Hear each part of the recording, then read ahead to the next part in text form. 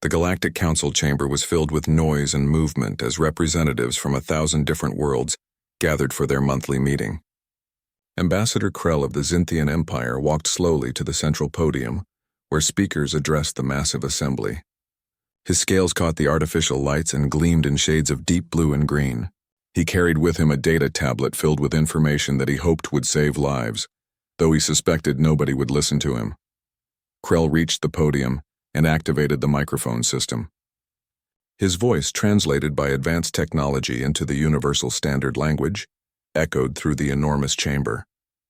Most of the delegates barely looked up from their own datapads and conversations. First contact reports were common and rarely interesting. New species were discovered every few months, catalogued, and usually ignored unless they posed an immediate threat or offered valuable trade opportunities. Krell cleared his throat and began speaking.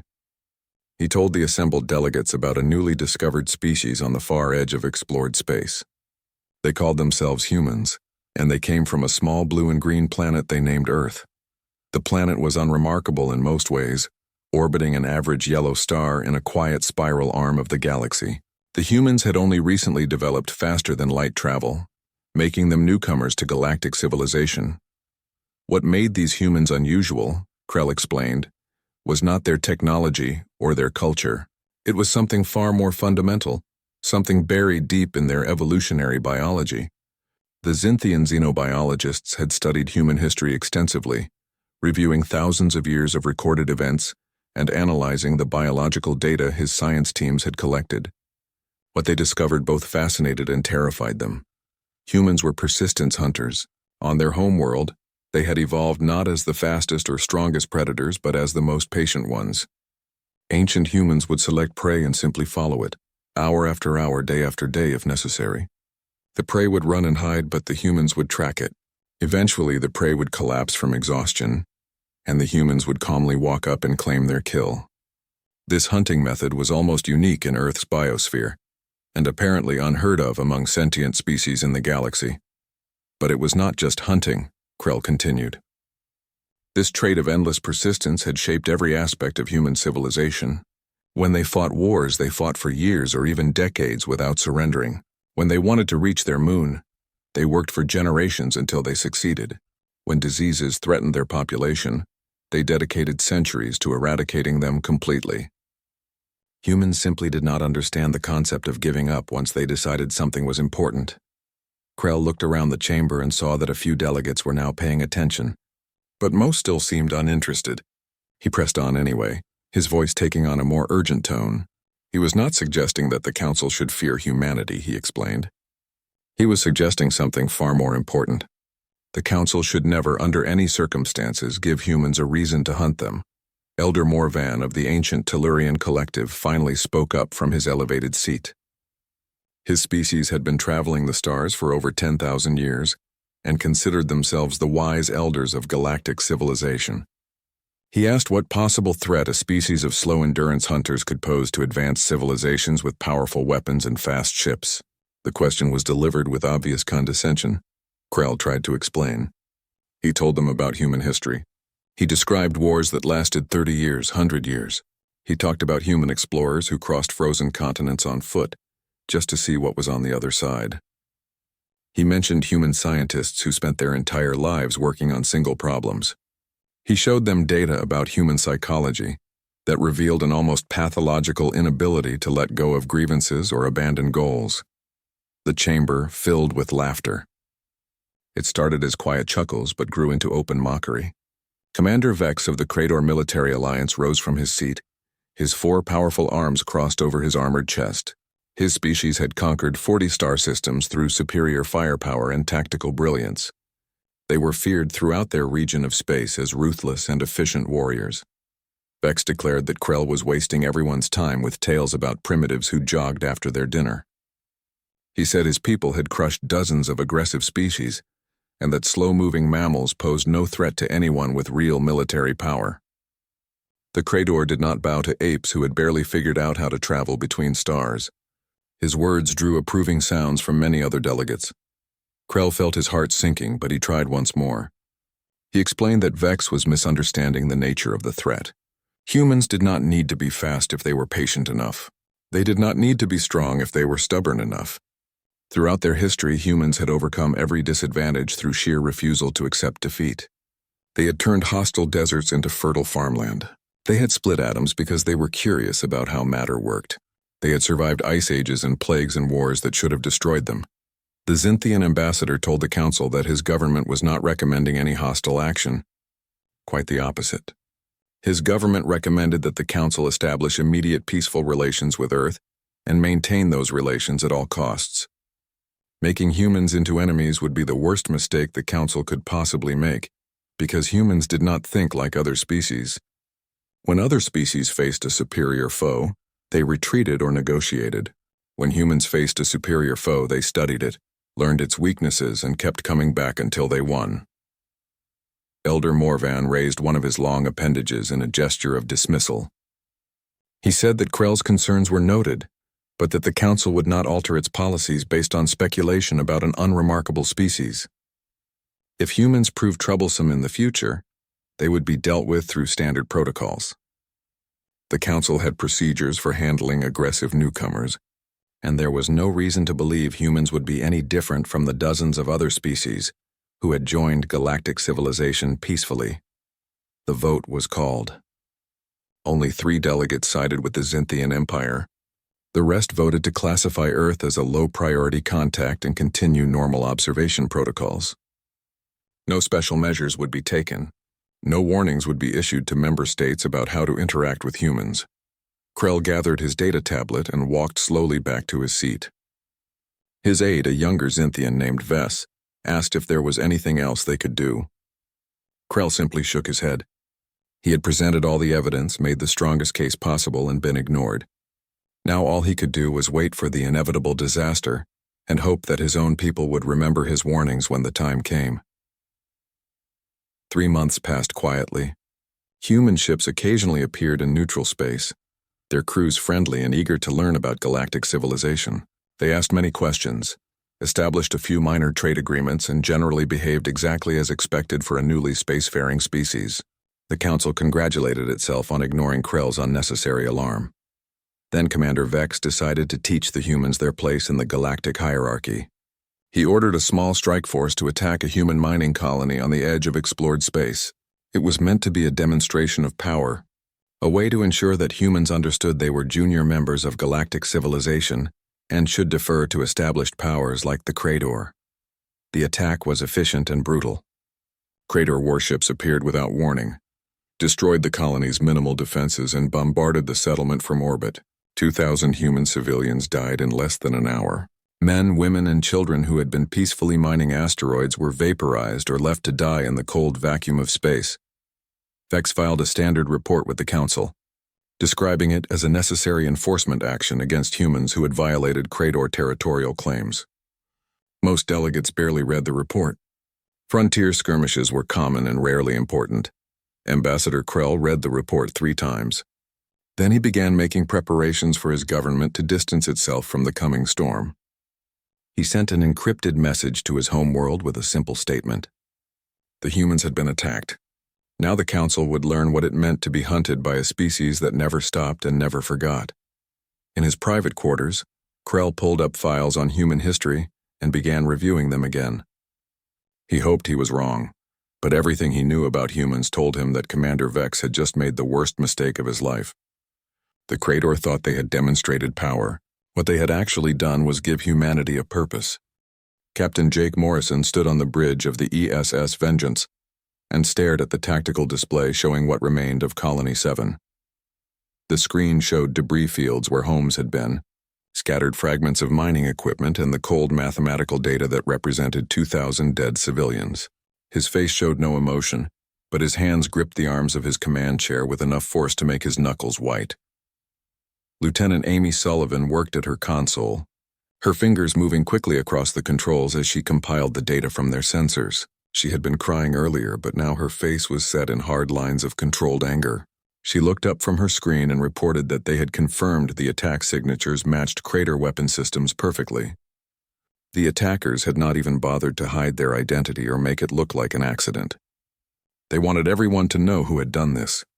Commander Rick Hayes stood at the tactical station reviewing the security footage that had been recovered from a damaged satellite.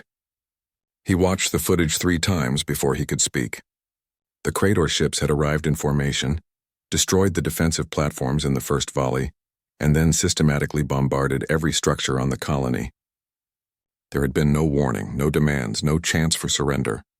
It was pure murder disguised as military action. Jake asked for a full status report in a quiet voice that somehow carried more weight than shouting would have. Amy reported that all colony facilities were destroyed, all communication arrays were offline, and there were no survivors detected. The Krator had been thorough. Rick added that the attack force had been small, only 5 cruisers, suggesting this was not a major military operation, but rather a casual demonstration of power. That detail made it somehow worse. Jake nodded slowly and told his communications officer to open a channel to Earth Command. The response came within seconds. Admiral Karen Phillips appeared on the main screen, her expression telling Jake everything he needed to know before she spoke a single word. Earth had already made its decision about how to respond. The time for debate and diplomacy was over. Admiral Phillips addressed Jake formally using his full rank and name. She informed him that he was hereby authorized to begin Operation Long Memory. She explained that the rules of engagement were simple and direct. Jake was to find every Krator ship, every base, every resource facility, and every military installation. He was not to destroy them immediately. Instead, he was to catalog them, study them, and learn their patterns. His mission was to map the entire Krator civilization in complete detail. Jake asked what would happen after the mapping was complete, though he already knew the answer. Admiral Phillips told him that once humans understood everything about the Krator military and infrastructure, they would teach the Krator what it meant to attack humanity. Her voice was cold and professional, but Jake could hear the anger underneath. Someone had murdered 2,000 civilians, and Earth was going to respond in the most human way possible, not with rage, but with patience and planning. The Admiral's image disappeared from the screen, and Jake turned to face his crew. They were already working at their stations with focused intensity. Nobody needed to be told what to do. Every human on the ship understood that they were now part of something larger than themselves. They were the beginning of humanity's response to an unprovoked massacre. Jake gave his orders in a calm voice. Amy was to gather every piece of intelligence on Krator fleet movements for the past decade. Rick was to start analyzing their tactics and weapons systems. The navigation officer was to plot a course to the nearest Krator outpost, but they were not going there to attack. They were going to watch, to learn, and to gather information. Rick asked if they should strike back immediately to show the Krator that humans would not be intimidated. Jake shook his head and explained that immediate retaliation was exactly what the Krator expected. They would be ready for a quick, hot response driven by emotion. Instead, humans were going to do this the way their ancestors had hunted prey on the African savanna. They were going to be patient. They were going to study their target. They were going to learn everything about the Krator until they knew them better than the Krator knew themselves. Jake walked to the view screen and looked out at the stars. He told his crew that humans did not do revenge. Humans did justice, and justice took time. It took planning. It took patience. But most importantly, it was inevitable. The Krator thought they had taught humanity a lesson about power. What they had actually done was select themselves as prey for a species of persistence hunters. Over the next 6 months, the Vengeance became a ghost ship haunting Krator space. They shadowed supply convoys but never attacked. They watched military exercises but never interfered. They mapped communication networks but never disrupted them. Every day brought new data, new patterns, new understanding. Other human ships joined the effort, each one adding to the growing database of information about Krator civilization. The Krator noticed nothing unusual. Their sensors occasionally detected strange readings, but nothing concrete enough to investigate. Their intelligence services received reports of possible human ships in their space, but the reports were vague and inconsistent.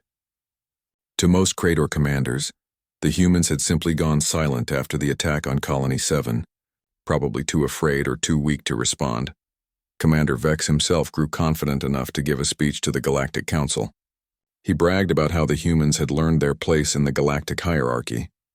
He said that one small demonstration of force had been enough to make them scatter like frightened animals. He mocked Ambassador Krell's warnings about human persistence and said the Xinthians had clearly overestimated an unremarkable species. The council applauded his speech and several delegates congratulated him on handling the human problem so efficiently. Krell sat in his seat and said nothing. He simply waited and watched. He knew what was coming even if nobody else did. On Earth, deep beneath the city of Geneva, the United Earth Defense Council met in a secure bunker that had been built to coordinate planetary defense. The walls were covered with displays showing data streaming in from dozens of ships spread across Krator space. Generals, admirals, intelligence directors, and scientists reviewed the information with careful attention to detail. Colonel Lisa Grant stood at the main display and reported that they now knew the location of every major Krator military installation. They had mapped supply chains, patrol routes, communication relays, and defensive positions. The database contained more information about Krator military capabilities than the Krator probably had about themselves. 6 months of patient observation had given Earth a complete picture of their enemy. General Henry Wade asked about civilian targets. Lisa confirmed that those had been cataloged and marked as strictly off-limits. This operation was about destroying Krator military power and holding their leadership accountable, not about harming innocent civilians. The Krator people had not chosen to attack Colony 7. Their leaders had made that decision. Humans would not repeat the Krator's mistake of targeting the innocent. Henry nodded his approval and said that humans were not monsters. They were just thorough. Several other council members agreed. Earth would fight this war with precision and discipline. They would dismantle the Krator military machine piece by piece, while doing everything possible to minimize civilian casualties. When this was over, the galaxy would see that humans understood the difference between justice and revenge. Admiral Phillips asked when they would begin the actual attacks. General Wade looked at the star map dominating one wall of the room. It showed the Krator Empire spread across dozens of systems, with each military target marked in red. There were hundreds of them. The operation would take months to complete, but humans had already proven they could be patient. Henry said they would begin tomorrow. Once the first strike happened, there would be no stopping until every objective was achieved. The Krator would learn that attacking humanity had consequences. Those consequences would be measured, proportional, and absolutely inevitable. The galaxy believed that humans were weak because they had not responded immediately. Tomorrow, the galaxy would learn the difference between weakness and patience. The council members returned to their duties and began issuing orders to the fleet. Across human space, ships prepared for departure. Crews reviewed their targets and rehearsed their attack plans. Weapons were loaded and systems were checked. Everyone understood their role in Operation Long Memory. Captain Jake Morrison received his final orders and gathered his senior staff for a briefing. He spread out the tactical maps and assigned targets. The Vengeance would lead the first strike against a Krator supply depot on the frontier. It would be quick, overwhelming, and executed with perfect precision. The Krator would not know what hit them. Amy asked if Jake thought this would really work. Jake smiled for the first time in 6 months. He told her that the Krator had made one critical mistake. They thought humans were like other species. They thought humans would either strike back immediately in rage or simply accept the loss and move on. The Krator did not understand that humans were different. Humans remembered. Humans planned, and humans never stopped hunting once they selected their prey. The next morning, the Vengeance. The first Krator supply depot vanished in a coordinated barrage that lasted exactly 47 seconds. 6 human destroyers appeared from faster-than-light travel at precisely calculated positions, fired their weapons with perfect accuracy, and jumped back into faster-than-light before the Krator defensive systems could even begin targeting procedures.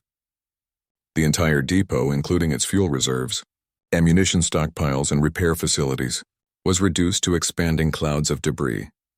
Commander Vex received the report 3 hours later, while reviewing deployment schedules in his office. He read it twice before calling his intelligence staff. A single supply depot destroyed on the frontier was unfortunate, but not particularly alarming. The humans had probably gotten lucky with their timing.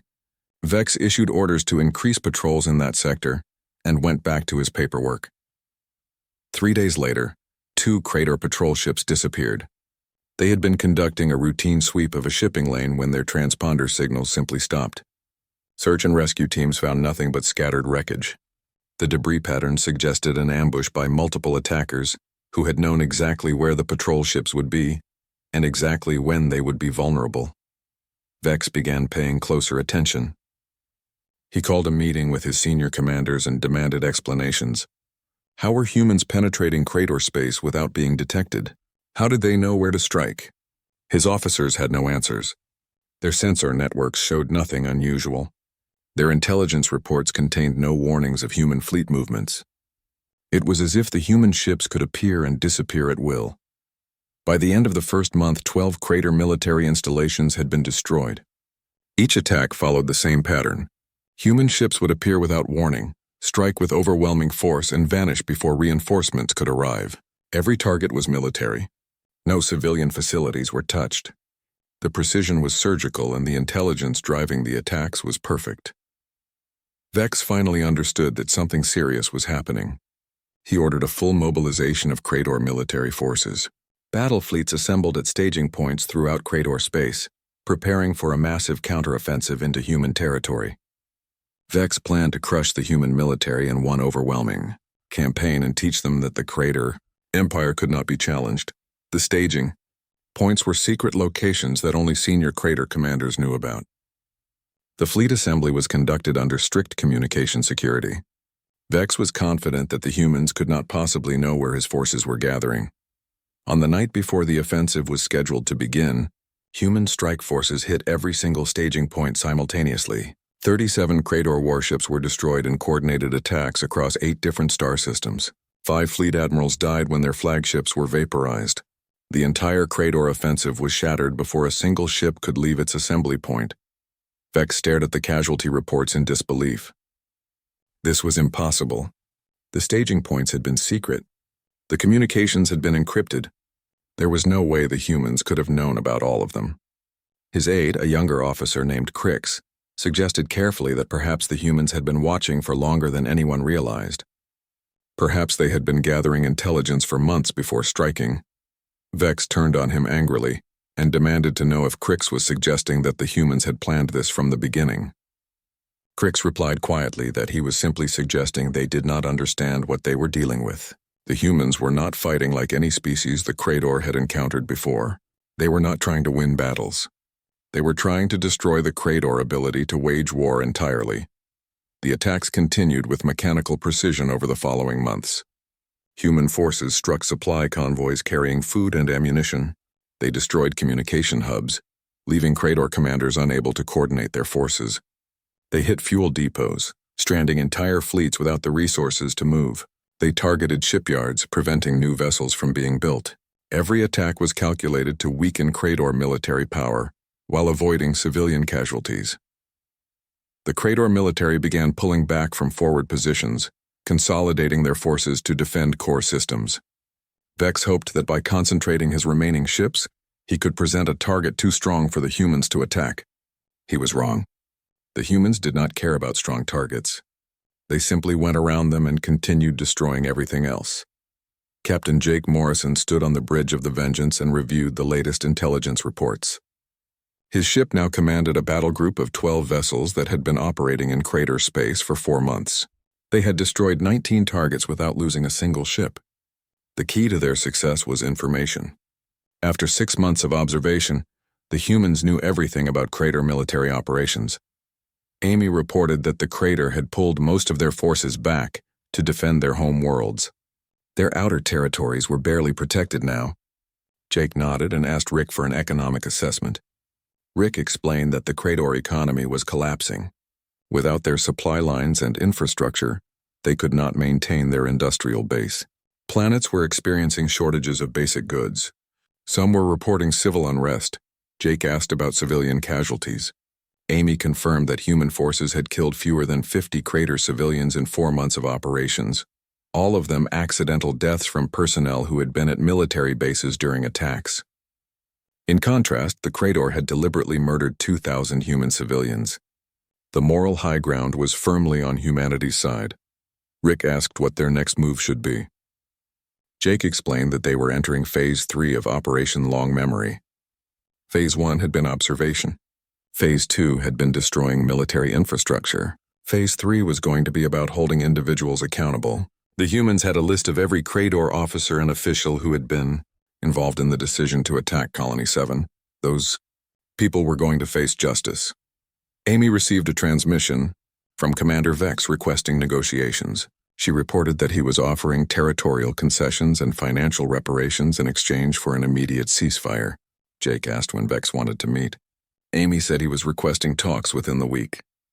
Jake told her to respond that humans would consider his offer and schedule negotiations for 3 weeks from that day. Amy looked confused and asked if they were actually going to negotiate. Jake smiled slightly and said they would eventually, but not yet. 3 weeks would give them time to complete Phase 3. Amy asked what Phase 3 involved. Jake brought up a list of names on his screen. 14 Crador admirals, 23 generals, and 41 political leaders who had supported or authorized the attack on Colony 7. Rick stared at the list and asked what they were going to do with these people. Jake said they were going to arrest them for war crimes, not kill them. That would be too quick and too easy. They were going to extract these individuals from Crador space, transport them to human custody, and put them on trial for the murder of 2,000 civilians. The galaxy would see that humans believed in justice, not revenge. Orders went out to human special forces teams that had been training for months. Small units of highly skilled operators began infiltrating Crador worlds. They studied their targets, learned their routines, and planned their operations with obsessive attention to detail. The Crador security forces had no idea what was coming. The first extraction happened on a Crador industrial world. Admiral Trevix was taken from his home in the middle of the night by 6 human operators who bypassed every security system without triggering a single alarm. He woke up in human custody aboard a ship already jumping to faster than light speeds.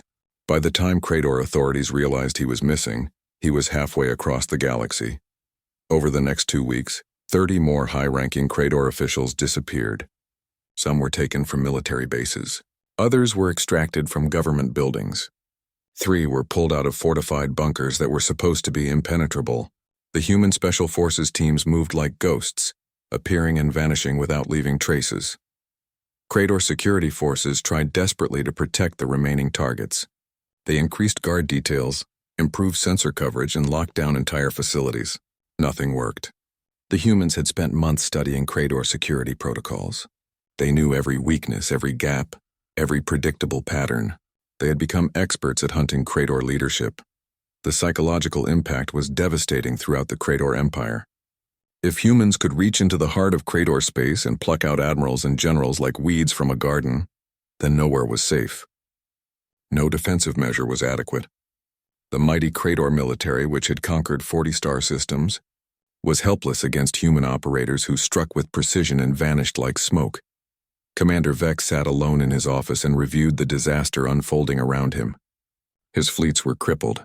His economy was collapsing.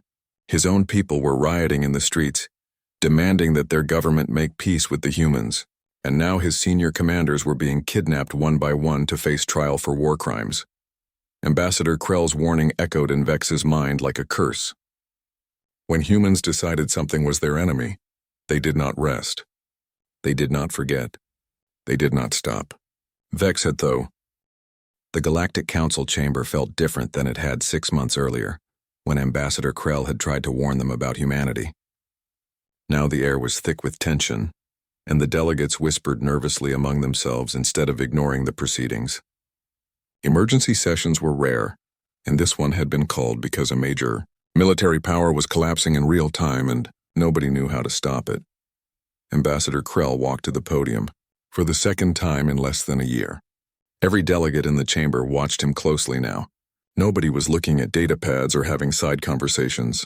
The Xinthian diplomat had tried to warn them and they had ignored him. Now they wanted to hear what he had to say. Krell began his report without any preliminary remarks. The Crador Empire was on the verge of total collapse. Human forces had destroyed 60% of their military infrastructure over the past 6 months. The Crador economy had contracted by 40% because supply lines and industrial facilities had been systematically eliminated. 14 star systems that had been part of the Crador Empire had declared independence because they no longer trusted Crador. Leadership to protect them from human attacks. Elder. Morven shifted uncomfortably in his elevated seat. His voice was less confident than it had been when he dismissed Krell's warnings. He asked if the humans would accept the surrender offer that Commander Vex had made. Several other delegates nodded eagerly at this question. They wanted to believe that this crisis could be resolved through normal diplomatic channels. Krell explained that the humans had made their terms very clear. Every individual who had been involved in planning or authorizing the attack on Colony 7 must be surrendered to human authorities for trial. The Crater military must be reduced to a purely defensive force that would operate under Galactic Council oversight for the next 50 years. Financial reparations must be paid to the families of the victims over a period of 50 years. These were the non-negotiable terms. A delegate from the Orion cluster stood up and asked in disbelief if Krell had said 50 years. Several other delegates echoed his shock. 50 years was an enormous time span for any agreement. Most galactic treaties lasted 10 or 20 years at most. The idea of enforcing terms for half a century seemed excessive. Commander Vex stood in chains before the human tribunal in a courtroom that had been built specifically for this purpose. The room was simple and functional with no decorations or unnecessary features. Observers from dozens of worlds filled the gallery seats, all of them watching silently as the proceedings began. This was the first time in galactic history that a military commander from one species had been put on trial by another species for crimes against civilians. Captain Jake Morrison sat in the gallery and watched as the charges were read aloud. War crimes, murder of civilians, crimes against sentient life. Each charge was supported by evidence that human investigators had gathered over 8 months of careful work. Video recordings from satellites, intercepted communications, testimony from Crater officers who had participated in the attack and were now cooperating with human authorities. Vex said nothing during the reading of charges. His forearms hung limply at his sides and his expression showed neither defiance nor remorse. He simply stood there looking smaller than he had when he had bragged to the Galactic Council about teaching humans their place. That seemed like a lifetime ago now, though it had only been 8 months since the attack on Colony 7. The trial lasted 3 days. Human prosecutors presented their evidence methodically and thoroughly. Vex's defense attorney, provided by human authorities to ensure fairness, argued that Vex had been following standard Crater military doctrine. The argument did not sway the judges. Standard doctrine did not excuse the murder of civilians. Every civilization in the galaxy recognized that fundamental principle, even if they did not always follow it. The tribunal deliberated for 6 hours before returning with their verdict. Guilty on all counts. The sentence was life imprisonment to be served in a human facility, where Vex would be treated humanely according to galactic standards, but would never be released. He would spend the rest of his long life thinking about the 2,000 people he had killed and the empire he had destroyed through his arrogance. After the trial concluded, Jake found himself standing in the memorial garden that had been built on the exact site where Colony 7 had once existed. 2,000 names were carved into polished black stone, each one representing a life that had been cut short.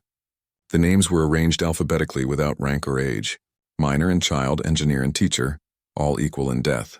Admiral Karen Phillips joined Jake at the memorial. They stood together in silence for several minutes, both of them reading names and remembering why they had fought. Finally, the Admiral asked quietly if the war had been worth it. 8 months of combat, thousands of casualties on both sides, entire star systems destabilized. Was justice for Colony 7 worth all that cost? Jake considered the question carefully before answering. He said that the Crater had started the war by attacking defenseless civilians. Humanity had simply finished it.